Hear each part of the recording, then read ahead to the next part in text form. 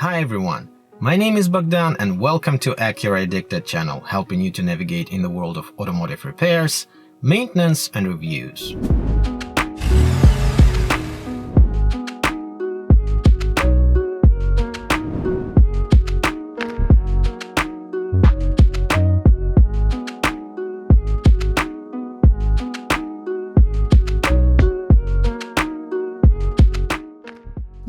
Today I'll show you how to quickly and easily replace your DRL bulbs along with fog light bulbs without removing the bumper, as suggested by Acura.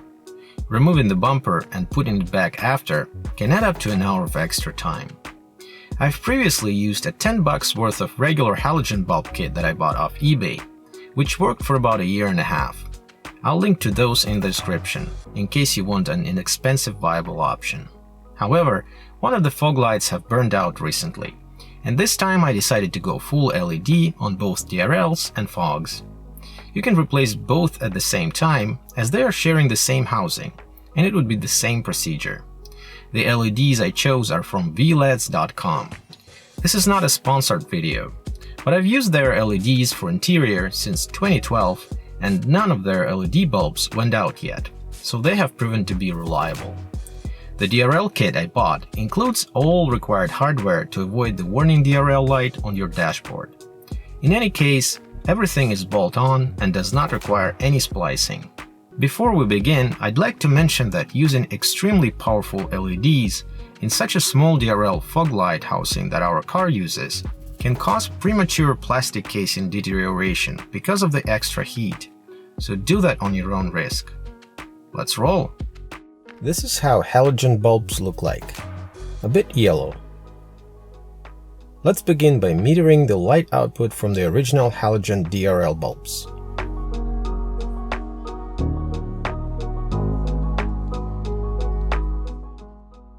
It's 73 lux combined at the border of the area that's being lit.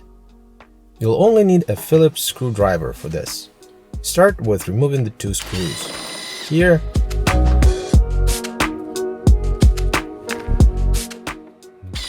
and here.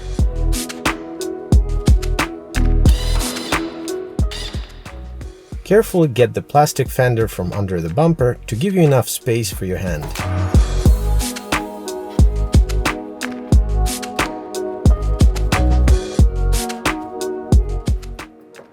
You may also remove a clip here for easier access. I need a bigger opening in the fender to fit my camera and light inside, so I removed the clip.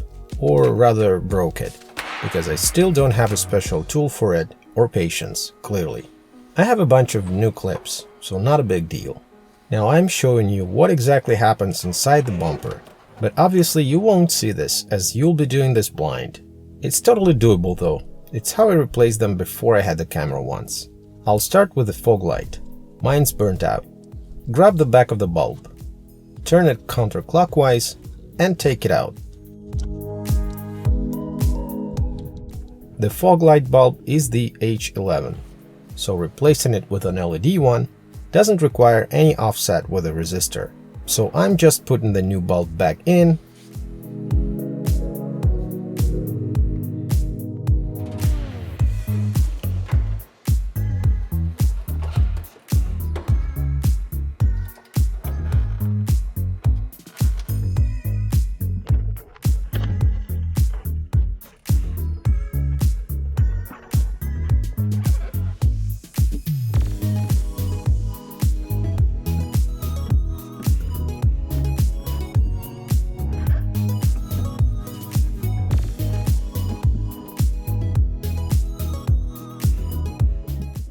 And securing it clockwise. Now for the DRL. Again, turn it counterclockwise and take it out. It's a 9005 HB3 bulb. This one is a bit trickier, because replacing it with a regular LED bulb will throw a DRL warning light on your dashboard, because the system detects a less than normal load on the line and thinks the bulb is missing or burned out. To avoid this, I'll use a plug-in resistor and a splitter. It's very straightforward. Connecting the resistor to the splitter.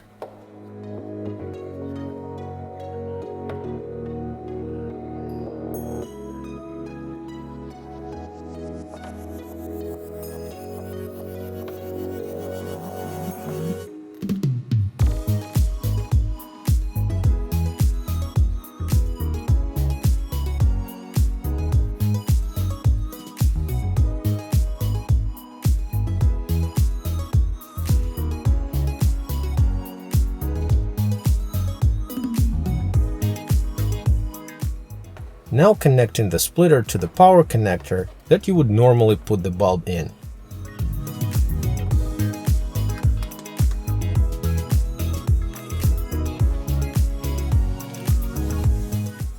And now connecting the bulb to the splitter.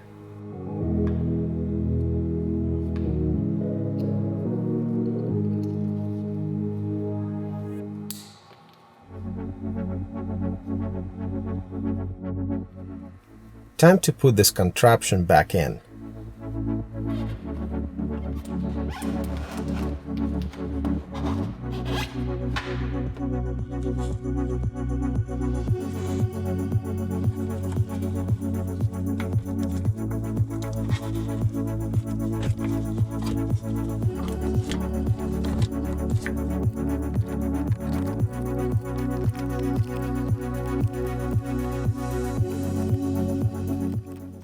Turn the bulb clockwise and lock it in position in the housing.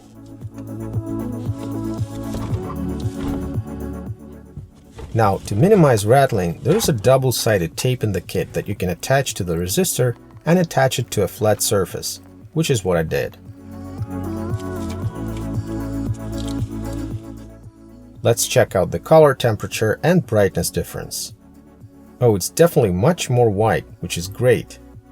It's also definitely brighter, although unfortunately you can't really notice much of a difference on camera, but we'll measure it with a light meter when both DRLs are in to be objective. Also, let's see the difference between a halogen and LED fog light. As you may know, there's no way to turn on the fog lights without having the headlights on. I'd say much more white and a bit brighter as well. Great, let's put the fender back together. Get the plastic behind the bumper and put the screws back. Don't worry, I'll add the plastic clip later as I don't have it in the car at this time.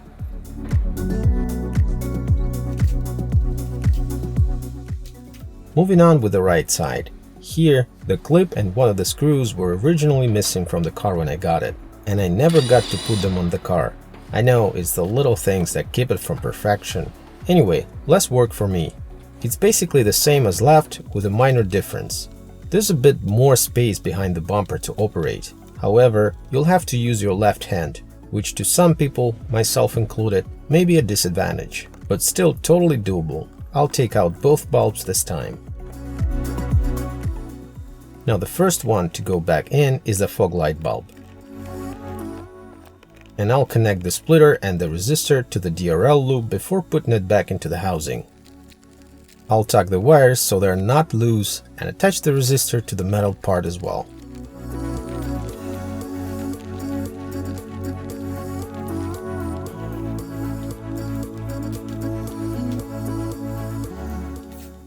Okay, let's check out how it looks.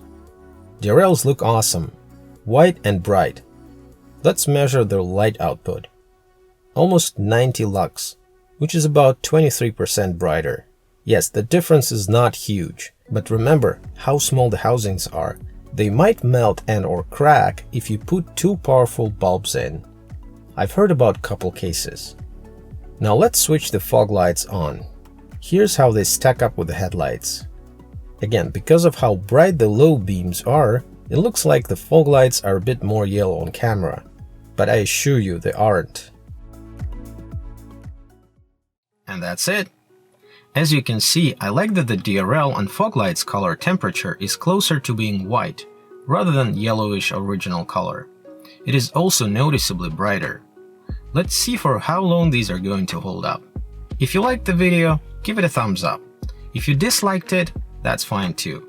Either way, leave your comments below and hit that subscribe and bell buttons for more videos on this channel. And as always, drive safe, use your turn signals, and remember, anything is possible with the right tools and motivation. See you next time!